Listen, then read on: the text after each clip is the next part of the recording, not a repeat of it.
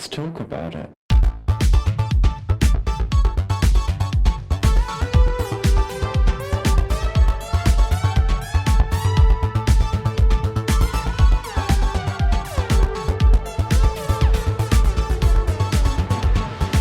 Hi, and welcome back to Thicc Radio, the podcast where we talk about gaming and everything in its orbit. I'm James. And I'm Tim, so let's get into it. Ah, Timbo. Yes. Timothy. Yes. I love you. I love you too. And do you want to know something? I wanted to take the time today to tell you thank you. Yes. For being a friend. Oh. Thank you for being a friend. And thank you for being a friend as well. But not just being any friend. Thank you for being a fat friend. Because there's some things that only your fat friends can get.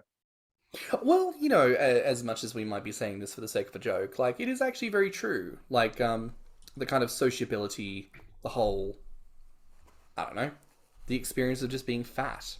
There are certain things that only your fat friends will understand, especially your friends who are also fellow gainers. So, it is worth bearing in mind, folks, that your fat friends should hold a particular place of prominence in your pudgy, portly hearts. I was trying to think of hearts. You were trying to do some alliteration there and faltered on the last word. I did, because, well, your pudgy. What did you say? Well, I said heart. Is a heart word beginning? That begins with a P.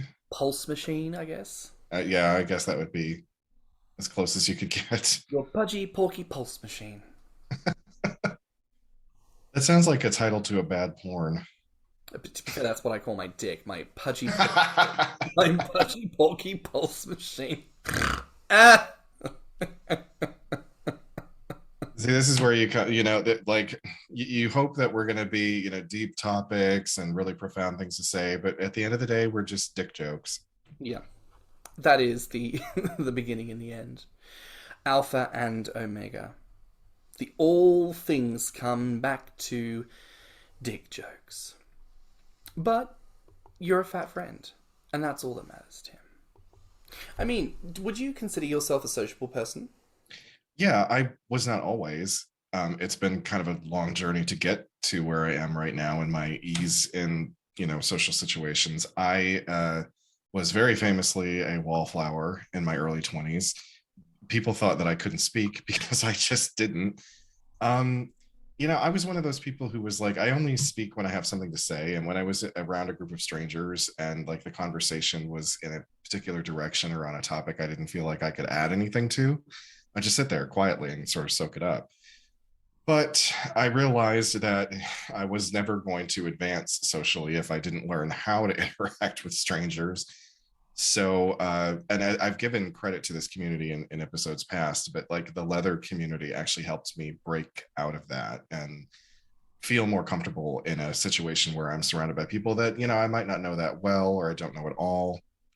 And just learning how to ingratiate yourself into whatever conversation is going on.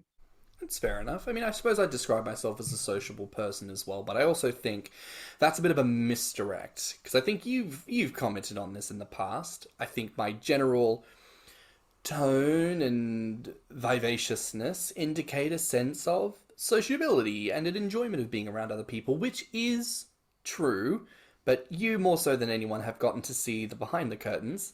And, based on that, would you say I'm a sociable person? I would, yes. You are definitely an introvert, as is my boyfriend. I think that's the reason why I understand you, is because you're a lot like Matt.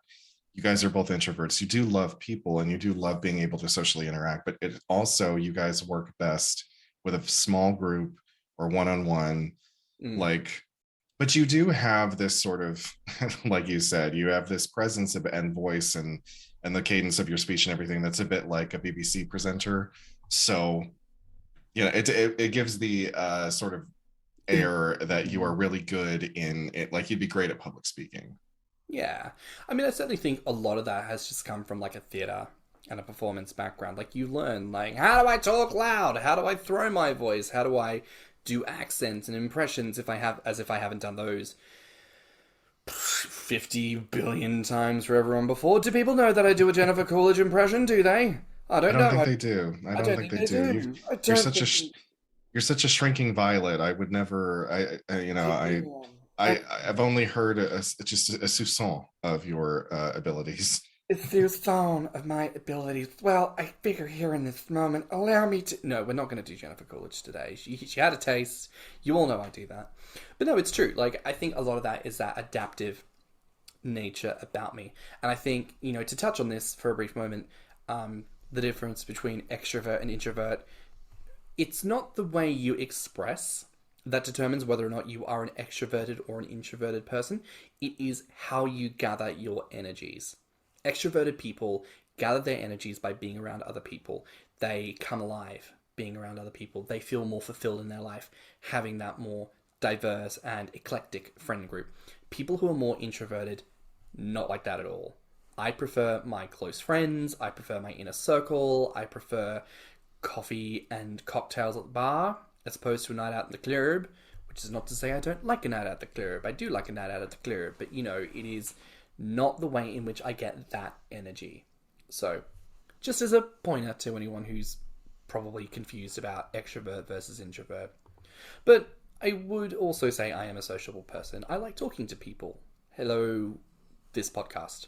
Everything we do together, it is all about talking to people and getting to know people. So, but you had mentioned you feel like the leather community is the reason you kind of came away from being such a wallflower. Yeah. Do you find it easy to make friends in the gaming community? I think, that's kind of a hard question to answer because it's like everyone's different. So I have run into people within the gamer community that are painfully shy and really have a hard time reaching out and forming a connection or talking to somebody. And then I've met people who are very gregarious and easygoing and social butterflies, like on the cruise. There was a mixed bag of people. Some of them were shy and introverted and were, a little less talkative, and some were, all over the place and had no trouble, talking to people. It's just for me, I guess it depends on the energy you give off. Like if you are the more quiet, shy one, I bet there's someone else, who's being the extrovert and talking and being gregarious. Obviously, like that's going to sap my energy right there. Like I'm going to be directed towards that person. But I am totally willing to talk to anyone, anytime about this kink, this community. But it's like it does have to be something of a two-way street. I would agree with that. I think, again, it's that distinction between like introvert and extrovert. It's that distinction between making friends and having acquaintances. I think it's very easy to make acquaintances in the community, people who you will have passing conversations with, people who you will talk to every now and again, people whose posts you're more likely to comment on, or photos you're more likely to like and give compliments for. I think we do that just by nature of being people.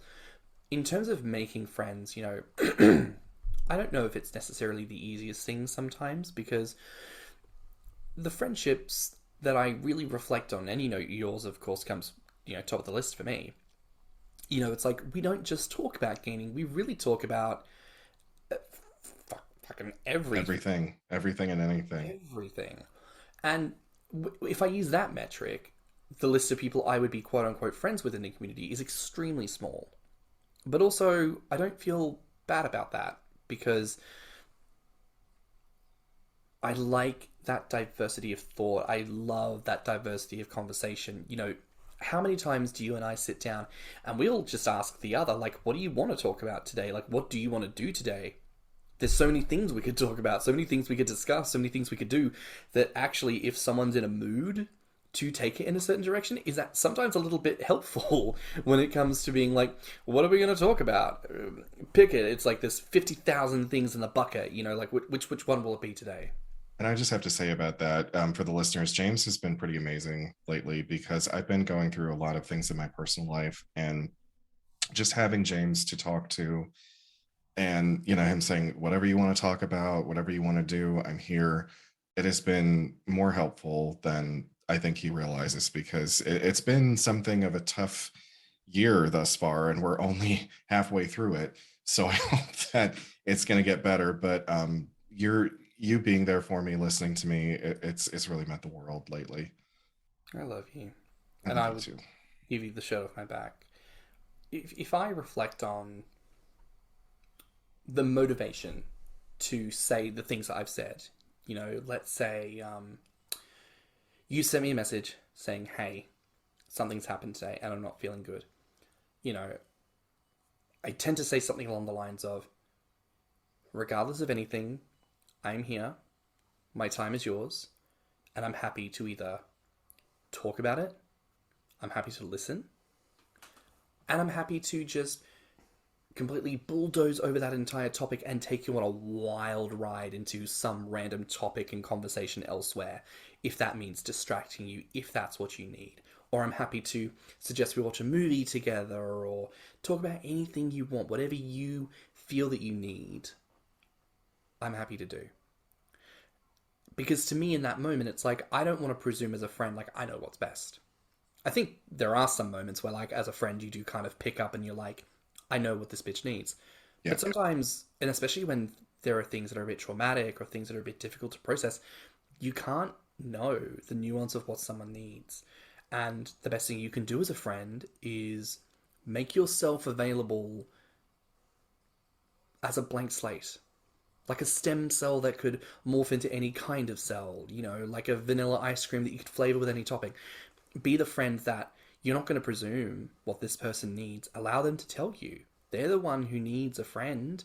And if they need that friend to be hard on them and give them stern advice, if they need them to just love on them, if they need them to be unreasonably angry with them or just silent and taking it, that's what you do. That's how you be a good friend, I think, when the people you love are hurting. So, And you've been a great friend, truly. and I think it goes without saying you similarly have been an amazing friend to me this year with, things I've been dealing with in my own life. So I think that's one of the reasons, actually, we were kind of inspired to do an episode that kind of focuses on this because, your friendship really does mean the world to me and gives me hope. I don't know. It's that feeling of it's 2022 and we've been through a pandemic and there's a war in Ukraine and there's an insurrection in the capital and there's how many things do we have to go through before the world goes enough? Let's have a bit of peace. And I don't know. Sometimes I think you end up feeling that sense of, I guess, emotional entropy of Yeah, like, it's an emotional burnout. I mean, there is so much that has gone on, and just to mention a few things that have happened recently, there was the grocery store shooting, oh, and then there was the the shooting pizza in store. Uvalde. Is that how you pronounce it? I I'm not think too that's how sure. you pronounce it, Uvalde, Texas. Just there's so much horrible shit going on right now, and I think that's why friendship is so important to at least to have one really good friend in your life, because otherwise you're going to go crazy. Like, there's so much emotional burnout to be had over what is going on in the world and just what might be going on in your life in general. Mm, it can be hard, and sometimes I think as adults in 2022, you look around and you realize that maybe some of the connections you have aren't as close as you thought they were, and maybe you kind of take a step back and realize, oh, that inner circle that I was leaning on, maybe that circle isn't as big as I thought it was. Maybe I'm actually a little bit more alone than what I understood that I was. And sometimes that realization can be very frightening. Sometimes it can be very confronting. But again, it's that moment of seeking counsel with the people in your life who you do trust and building into those relationships. I know that I've had this experience before in the past when I identified as a Christian and understood that I was gay. I was in Bible college at the time, and I think I've told this story on the pod before, I can't quite recall. I probably have. But it was in that last 6 months. I wanted to finish my diploma, so I had a qualification at the end of it. But I knew who and what I was, and I had to be silent about it. And I also had the time to look at my life and realize, I've successfully integrated myself into this whole church business, which means I don't really have a single friend outside of this. Which means, of course, when I came out, I lost everyone. In fact, some people who I'd broken bread with in church just the previous week were sending me death threats through Facebook Messenger. And that's sucky as a 19-year-old to deal with. That's a bit difficult. But that was my life, and I dealt with it. And I think that's something I hold on to as actually a formative experience of positivity. Because I knew in that moment that it didn't really matter what would happen to me in my life. I would always be able to bounce back, and I'd always be able to make new friends. You simply find the people in your life who support you for where you're at, and you go from there. In that instance, I reached out to my local LGBT charters and found people in my own age group who I could connect with. And some of those people I still talk with today. And that was really helpful for me.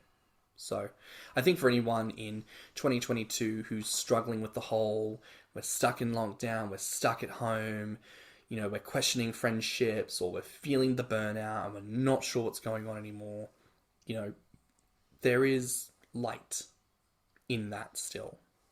And I hope that you know that that's there for you, Do you feel like friendships you have within the gainer community have influenced how you approach gaining? Well, maybe a little bit. Like, so some of the gainers that I've met that are not necessarily local, because I don't know a ton of locals, but the ones that I've met on Grommr the Seas or just talking through Instagram, I don't know if they necessarily like influence the way that I gain, but they certainly help me. They inspire me to keep going, essentially. Whether it's through positive reinforcement or me just being envious of the fact that they are getting fat faster than I am. Even that can be a great motivational tool. So I suppose in a way, yes, they have actually influenced my approach to gaining. I would say the same. Like, low-key, it's one of the reasons I moved countries.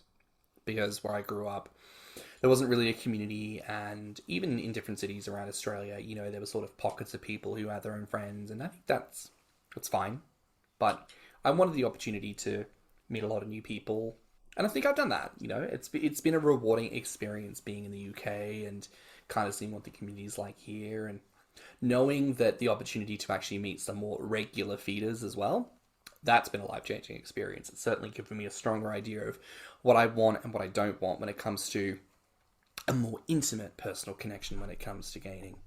But I will say a lot of gainers do express a frustration that there are no locals near them. Do you feel that having people you can engage with locally is important to the gainer experience? It definitely helps. It helps to know that somebody that you want to talk about it with or hang out with or do something gainer related with is just like down the street or across town as opposed to 3 states over or across an ocean. I mean, if I had a network of gainer friends living in my town, I probably would be closer to my body goals at this point because I would have that actual in-person. There's, I understand that for a lot of people, online encouragement, text message encouragement works for them. Me, the best kind of encouragement that I can get is one-on-one, face-to-face, like on the cruise when we were all sitting there eating. That was some of the best motivation I've ever had. I know I've told you this before, and I can't remember, again, if I've said this on the podcast previously. I gained 17 pounds on the cruise. And I feel like for a long time, for years now, I've made the point to people, if I had that kind of close network, that free access to food that everyone in America seems to have, I'd be a lot bigger, a lot quicker.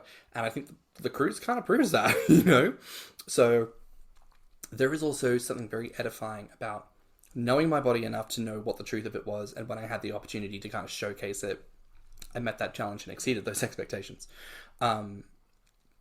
But also, it wasn't just me going and eating for the sake of eating and ignoring people. Like, it was also everyone around me was constantly like, "Oh, do you want to go to the Mexican place? Or do you want to go to the sushi bar? Or do you want to go to the buffet? Or do you want to get the dessert? I'm going to get an ice cream. You're going to get a drink. You want to come with?" It's a constant melange. It's a constant waddling back and forth and back and forth, and knowing that you've got to get 2 or 3 ice creams because you got to eat an ice cream like on the way back to your seat, and then you sit down and then you got another 2 ice creams that you can eat. You got to plan for your snacks. But that was also very edifying, and I do think local connections help to ground you and make the gaining experience a lot more real. I think within that, though, some people do express a struggle to develop meaningful friendships in the community, especially with locals. So, what has helped you to achieve that? To achieve meaningful friendships. Yeah. I mean, like we've said before, just having a fetish in common is not enough to either create a relationship or a friendship. But with with the interactions that I've had with gainers that have either come to my town or I've gone somewhere else, like I think the fact that they were just open to talking about themselves, like we didn't just sit there and talk about the fetish. We talked about a lot of other stuff, and I've had conversations with people on a digital forum where it's just about the fetish, or that's the only thing that they want to, and that's the only thing that they can ever seem to talk about. And I can do that for a little while, but that just gets boring. I'm Mm. sorry. That gets it. If you're just there to get off, it's a lot easier if you just tell me that up front. Just say, hey, I'm in a mood. I want to talk about this particular thing because I've got one hand on my keyboard and the other hand on my dick. Like, just be honest about it. And then, okay, I can, if that's what you want, I can help you get off. But if this is going to turn into a 4 hour long back and forth about the same thing, sorry, I don't have the attention span for that. So I think the fact that they were willing to be open, talk about themselves, talk about their lives, their dreams, their aspirations that all exist outside of this fetish really helps to create a deeper connection. Ultimately, what have you found, though, to be more important in developing those stronger connections? Do you feel like it's a sexual bond or a social bond? Oh, again, difficult question to answer because I doubt that I'm the best person to ask this question to because I've had sex with most of my friends, so I don't know if I'm good for this answer. I I also feel like okay, when I was a young gay, the world just seemed different to me. This would have been 2001, right? Right. And it was just sort of normal to sleep with most of your friends. And because I've lived in this city now for 20, how long have I been here? Christ, I've been in this town for almost 20 years, right? Mm-hmm. So my group, my friend group hasn't really expanded much. It's shrank a little bit with people moving away. But in 20 years, they just happen to all still be the same people, and I've slept with most of them.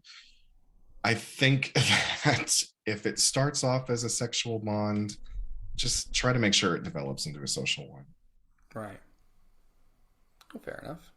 I was saying before, you and I haven't had sex. No, no, you're one of the few friends I haven't had sex with. But I mean, we're such good friends it would almost be like It would be incest at this point. weird to do. Because I It think would be weird. we even because I don't think it's an uncommon thing with your gay friends to joke about the concept of having sex, and normally there's like a, like a sort of interesting. What if we did? And then I think you and I did that. We were like, like just.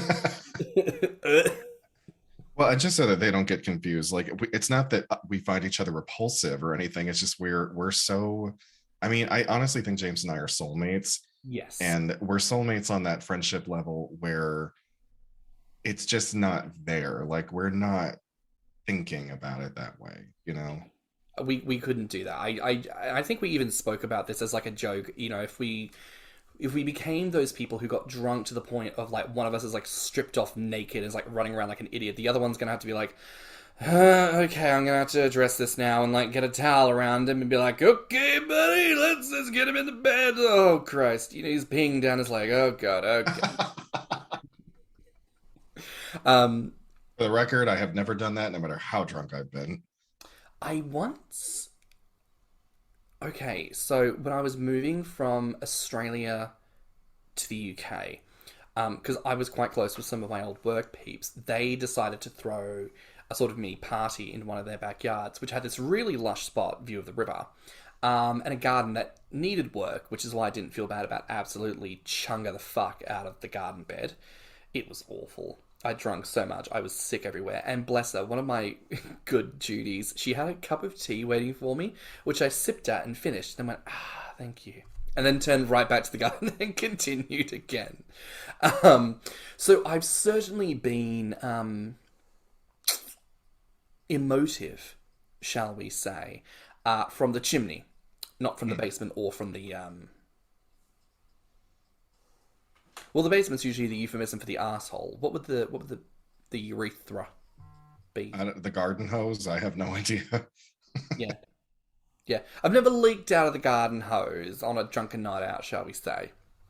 So yes, because you were all dying to know that little tidbit about old James. Um, but I think for me as well, like it does depend. But I think because I identify on the demisexual, grey asexual spectrum, I would prefer a social bond before the sex, anyways, because I understand that. that's just me. That's just me. And not that there needs to be a sexual bond, but I know that I've certainly anyone that I think of where it just went to sex, I can only vaguely remember their shape. I can't remember their face, their name. I couldn't tell you anything about the dick, what they smelled like. They are just an enigma. You know what I've noticed about myself since putting on weight? So when I was thin, I was lustful and I was willing to pursue. Now I'm lustful but lazy. So I may have lust in my loins, but you better come get it because I'm not going after you. She's got lust on her loins and dust on her legs because she ain't getting up, girl. She's sat on that couch. It's like, truly, when you found out Grindr was like pizza delivery, you have those boys coming to that door, and then it's like, the key's under the mat, come inside. They come inside, they're standing in front of you. You're like, now strip. They strip on your knees, great. The most amount of effort you put in is like, you don't even pull your trousers down. It's like when you get those sweatpants that have like the little penis, like, peeing slit in the middle of them. It's like, you like fish it out, and you're like, right, go for it. That's the most amount of effort you put in. It's so funny because I'm not sexually a bottom, but I am a bottom when it comes to gaining because I want to be the one laying on the bed and you're doing all the work. Oh my god, can we talk about this? Like, I get guys on the apps who are like, I want you on top of me, squishing me, and I'm like, yeah, that's great, but also I just want to lay down. No, I'll do that, but like you have to lay on the bed too, and then I just roll over on top of you. Because if I just have to roll over, that's not difficult. There you go. Yeah, a bit of like a walrus, Yeah, just right on top of you. That situation, love that. There are things that I feel like when it comes to your fit, well, I was going to say fat friends, but honestly, this is really more of your gainer friends. Your gainer friends are going to understand things that even maybe your fat friends won't, because I feel like sometimes your fat friends might not be gaining or losing weight in quick succession, but like your gainer friends, they understand what it's like to outgrow your wardrobe, and now you have to go buy new pants and new shorts and new shirts, and like the thrill of going up a size. Like, ooh, I used to only be a medium, now I'm an extra large, and that's like something only your gainer friends can understand. That fun social moment where you get to be the sort of like oblivious fat guy where it's like, what do you mean I'm an XL? I'm a large, damn it. And then looking like you're having an emotional breakdown as your excuse to try and squeeze yourself into a medium shirt in front of all of these like horrified onlookers who are all just going, oh no. Going into the dressing room and snapping 1,000 selfies in the mirror, like, oh my god, like as if we haven't all done that. As if we haven't all done that. 100%. But even speaking more generally, like fat friends versus thin friends, and removing the gainer element for a moment, I think there's certainly elements of fat sociability that no one really tells you about until you get fat. Like the ways in which people on the street will treat you differently. I would have thought, as a fat person, people would be more inclined to see me and move out of the way. That's not the case. People magically don't see me, and I'm starting to bump into people more because this follows the narrative that a lot of fat women will tell you, which is that when you're fat, you're treated as invisible because no one wants to see you. And that's something to deal with. The ways in which, as a larger person with a trolley, people watch you when you put groceries in your cart. When you are walking on the sidewalk, there is this sort of, you notice when people walk around you, they do this kind of like shoulder wiggle, as if you were taking up so much room that, had they not inched around you, they would have fallen into the road and been cleaned up by an 18-wheeler. But also, They'd rather make this huge gesture and potentially get cleaned up by an 18-wheeler than graze against you as a fat person. Like, it's a very interesting experience. Um, I feel like I don't quite have the same because like over here in the United States, my height and my weight, I'm actually just average. I'm totally completely average for an American citizen. So I have yet to really experience any of the stuff that you're talking about, other than I don't know, maybe people feel a little bit more intimidated because I'm larger. You yeah. know, like they feel a little bit more like, oh, maybe I don't. I mean, I would love it if that like kept people at a certain length and was like, oh, I don't want to fuck with him. He's big, you know, that'd be great. But I doubt that that's gonna happen. I mean, I've had that when I have my cap on and I've got my beard out in full because I do have a resting grump face. Like back when I let my beard grow out to full, I looked like a fat garden gnome. That was that was very the vibe. You could imagine me like sat there, grumpy face, fishing rod in hand, just dang fish won't pick a bone, but bite a bone. The lure of that. I don't know how fishing works. I don't know. I don't know fishing. I don't. Don't look at me, neither do I think it's the most boring sport on earth.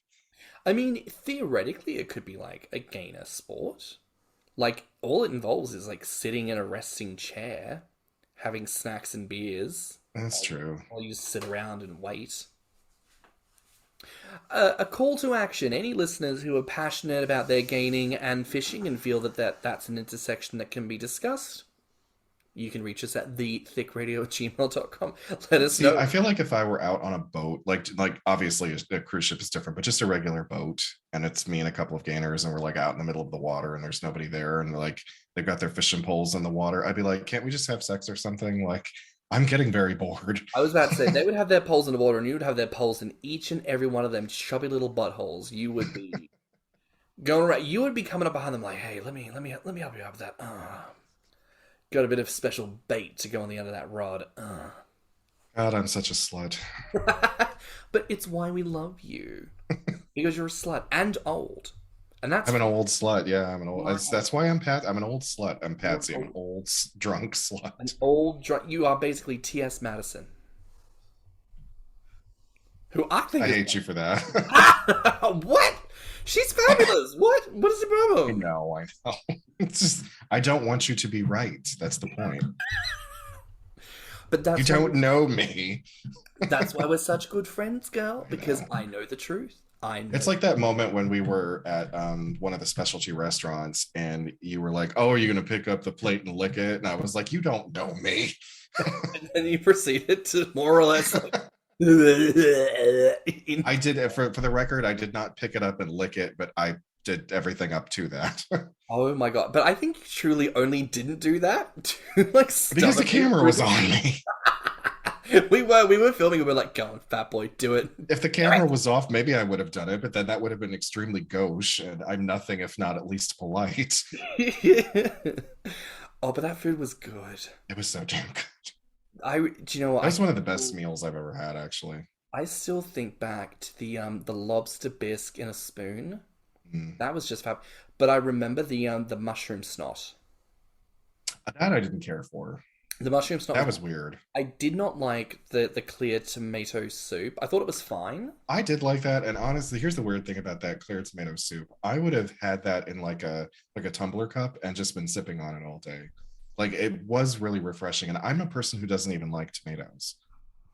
For reference, we're talking about it's a restaurant called Wonderland, and it's available on Odyssey of the Seas. Royal Caribbean. Mm. Good food. Very, very good food. Um, Genuine question though, like what advice would you give to people who are looking to make more local friends? And albeit maybe there isn't a community around you, and maybe there's only a smattering of locals, and maybe you live in a place where there's not even that. Maybe your nearest local is in a major city, some miles away. What advice would you give to people looking to establish some form of community? Well, I've said it before. I've always said you've got to be willing to take chances. You're never going to get anywhere if you don't take a step forward. So I advise be open to the possibility. Now, you might run into someone that you don't get along with, or maybe you're not connecting. I mean, that's going to happen. You're not going to become best friends with every gainer that you come across, but just be open to the idea of it. And if you are a shy, introverted person naturally, um, try to think of, or just talk about something that you're really passionate about. That tends to get people talking. You talk about something that you're really interested in or passionate about, you'll find you're having a conversation with someone before you even realize what's going on. And if you live in a bit of a more isolated area or something like that, and you really want to meet someone, reach out, ask if they'll meet you halfway somewhere. Like if say you live in a more rural area, they live in a city, see if they'll meet you in a suburb somewhere that's about like halfway between.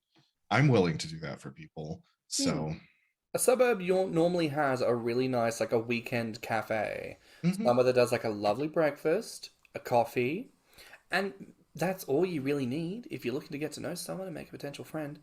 I feel like my advice would be to know your authentic self. And I feel like we do get up in our feelings about how other people see us and about how we present to other people. But like 9 times, not even 9 times, like literally the majority of people on this planet are not so inept as humans that there is no conceivable way to make friends. Like, you will have passions, you will have interests, as will other people. Just lead with those. Here's a good example. If you're thinking about how to send an introductory message to someone local to you on Grommr, read their profile. What do they put in their profile? Do they list and say, I'm really a big fan of Star Trek and RuPaul's Drag Race. I love coconuts and I love football and I love the color yellow and I love the season of winter, but only when it snows and not when it rains. I really love Thai green curry, but I hate Thai red curry. I love long walks on the beach and short walks through the rainforest. I love fisting, but not sounding. Like, what are they writing?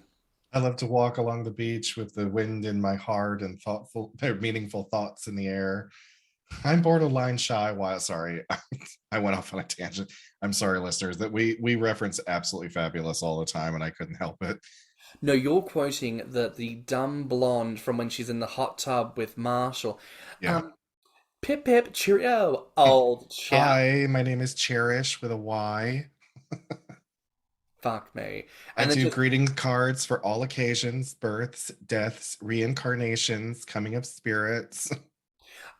when she held up the phone, all I could hear was the ocean. But it's true, people. It's true. Just do your research. Like, people give you clues. Like, this is what I like to talk about. This is what I don't like to talk about. And if you don't know what someone likes to talk about, be honest with them and just be like, what do you like to talk about? Like, might seem like a dumb question, but actually, it's not. It's really not.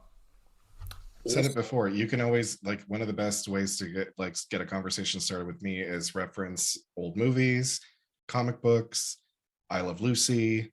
There's so many things that I have that I'm passionate about outside of this fetish. Like, and there's 3 things right there. Just mention one of those, you'll get me talking. I feel like we've said this on the podcast before, but it's very, very true.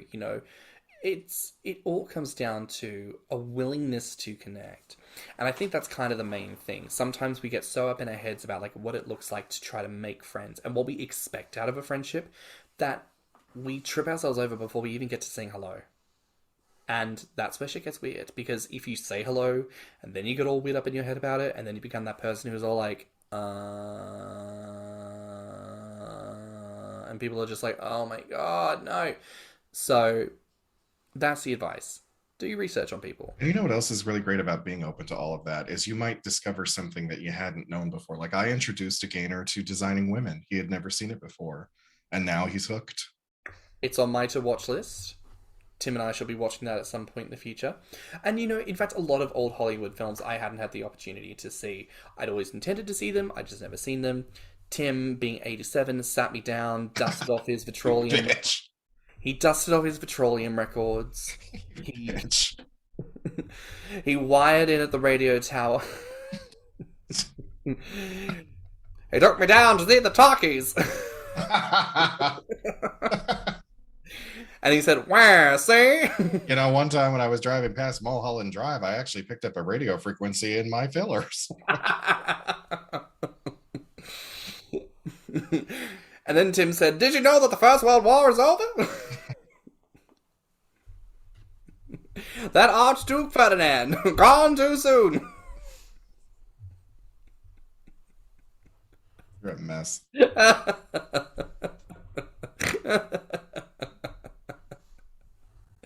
But also, this is why I can make these jokes with Tim. Because Tim is a great fat friend. Tim is someone I love, who I have a rapport with, and we can have this kind of banter and humour. And therefore, I call him old. And he calls me Ginger. And that just works for us. Oh, Tim, I also call you a soulless Scorpio. Yeah, but that's an insult. That's just a statement of a fact. It's like, water is wet, 2 and 2. James is soulless. Like, yes.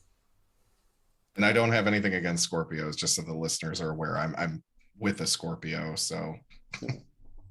Also, like, listeners, if you ever get the chance to meet Matt, you're basically meeting my, like, I was about to say evil doppelganger, but no, he's just... No, he's like a super concentrated version of you. Yeah, it's like, if I am the fruit, he is the fruit cordial. Like the syrup that you put... Yeah. Like, yeah. Yeah, that's true. We once compared the two of us. Like, one of us is a gremlin and the other one's a goblin, I think. Yeah, Matt is a chaos goblin. And I am... Well, actually, I think we should go with the evil garden gnome. There you go, because I am 5'9", people, but apparently everyone thinks I'm a fucking midget, so, you were taller than I thought you were going to be. Oh my god, how dare you. Well, it's because my partner loves to lead people down the garden path, ironically, being that I'm a garden gnome. Because he's like 6'12" and loves to be all like, "Look at my teeny tiny boyfriend." And then I'm like, "Look at mine. His pronouns are fee, fi, fo, fum." Fucking giant. Anyways, that brings us to the end of this week's episode. Tim, thank you for just being an amazing fat friend. Thank you for being an amazing fat friend to me. Going down the road and back again. Back again. 'Cause your heart is engorged. You are fat, such an elephant. Okay, no, we're not going to do that because we're not going to infringe on copyright. That's a wrap for now here on Thicc Radio. Please remember to like and subscribe, rate us 5 stars, and leave a good review. If you like this episode, the podcast, or just us in general, share it with your friends and encourage them to tune in. You can find me on Instagram at stannnum. And you can find me on Instagram, Twitter, YouTube, and TikTok at ThiccMouse. So until next time, bye, Fats. Bye, Fats. Let's talk about it.